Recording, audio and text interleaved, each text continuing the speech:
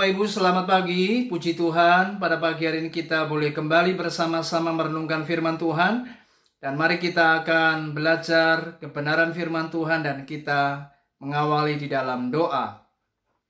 Bapa yang maha baik, Bapa yang di surga, kami bersyukur atas segala rahmat, kemurahan, dan kebaikan-Mu atas kehidupan kami.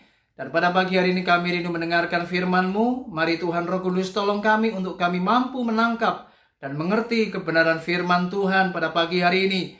Urapi hamba-Mu yang sebentar menyampaikannya, dan Roh Kudus menolong setiap kami semuanya. Kami semua siap diberkati, kami semua siap mendengarkan firman Tuhan. Hanya di dalam berkat nama Yesus kami berdoa. Haleluya, amin. Puji Tuhan, shalom Bapak Ibu, selamat pagi.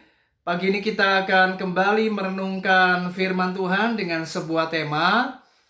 Jangan pakai koma kalau sama Tuhan. Ya, tema pada pagi hari ini adalah jangan pakai koma kalau sama Tuhan. Nah, mari kita akan lihat sebuah peristiwa di Alkitab di Perjanjian Lama yang tercatat di dalam kitab 1 Samuel 13 ayat 8 sampai 14. Demikianlah firman Tuhan. Ia menunggu 7 hari lamanya sampai waktu yang ditentukan Samuel. Tetapi ketika Samuel tidak datang ke Gilgal, mulailah rakyat itu berserak-serak meninggalkan dia. Sebab itu Saul berkata, "Bawalah kepadaku korban bakaran dan korban keselamatan itu." Lalu ia mempersembahkan korban bakaran. Baru saja ia habis mempersembahkan korban bakaran, maka tampaklah Samuel datang. Saul pergi menyongsongnya untuk memberi salam kepadanya. Tetapi kata Samuel, "Apa yang telah kau perbuat?" Jawab Saul, "Karena aku melihat rakyat itu berserak-serak meninggalkan aku, dan engkau tidak datang pada waktu yang telah ditentukan. Padahal orang Filistin telah berkumpul di Mikmas.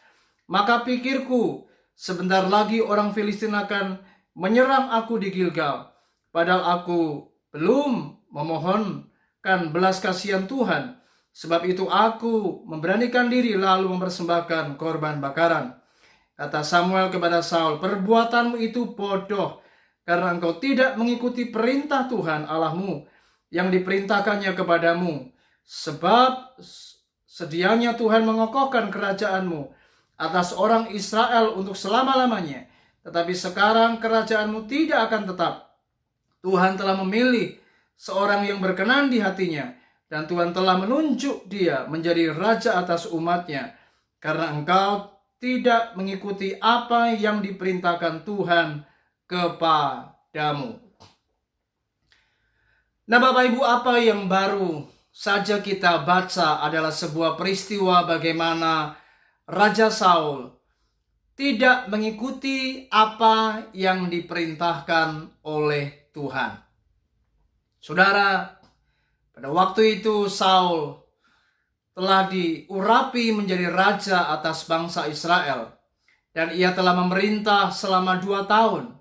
Ia menjadi orang yang berkuasa, ia memiliki tahta dan singgasana, dan ia memiliki pasukan, dan rakyat juga mendukung akan pemerintahan Saul.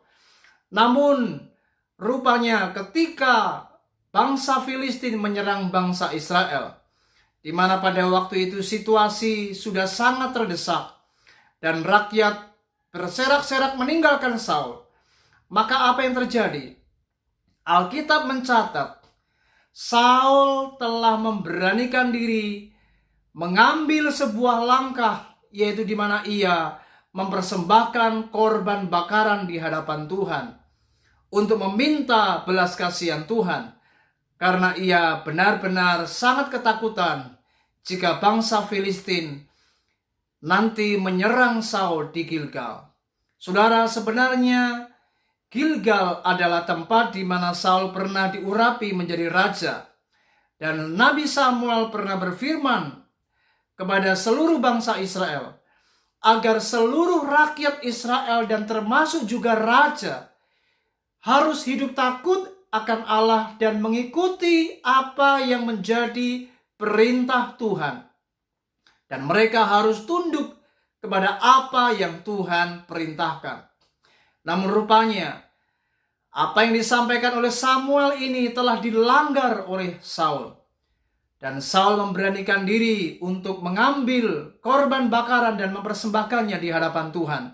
Dan Saul tahu itu sebenarnya adalah bukan tugasnya, tetapi itu adalah tugas Nabi Samuel.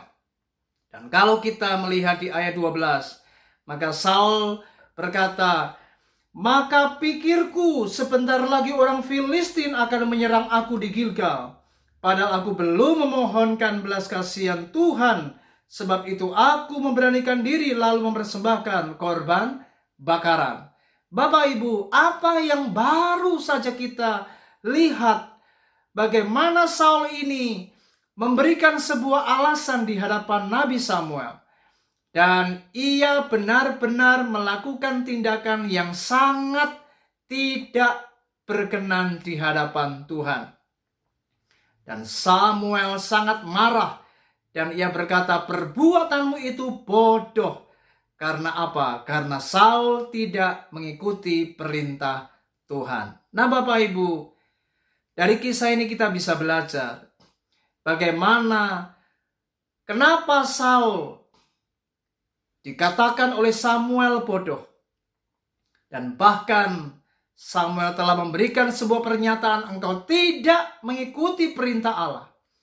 Karena Samuel melihat Saul ini adalah seorang raja yang selalu mencari alasan. Saudara, mari Bapak Ibu, jangan pakai koma kalau sama Tuhan. Ingat, Tuhan tidak pernah suka dengan orang yang mencari alasan untuk mencoba menutupi kesalahan dan membenarkan apa yang menjadi perbuatannya. Berapa banyak kita menjadi anak-anak Tuhan, kita seringkali tidak mau taat kepada Tuhan. Ingat Bapak Ibu, ketaatan itu sifatnya mutlak. Ketaatan tidak pernah mengenal apa yang namanya kompromi. Kalau Tuhan berkata A, maka kita juga harus melakukan A. Tetapi seringkali orang mencoba mencari alasan. "Tuhan, bukankah aku wajar kalau aku mencari solusi di luar Engkau? Karena aku sudah tidak sabar menanti jawaban doa daripadamu." Ini membuktikan banyak orang tidak sabar menanti waktu di mana Tuhan menjawab doa-doanya. Dan ia mencoba mencari alasan. Ketika Tuhan tidak menjawab, ia berkata, "Tuhan, apakah aku salah kalau aku mencari solusi kepada orang-orang di sekitarku? Karena Engkau tidak pernah memberikan jawaban atas doaku." Saudara, inilah yang namanya mencari alasan.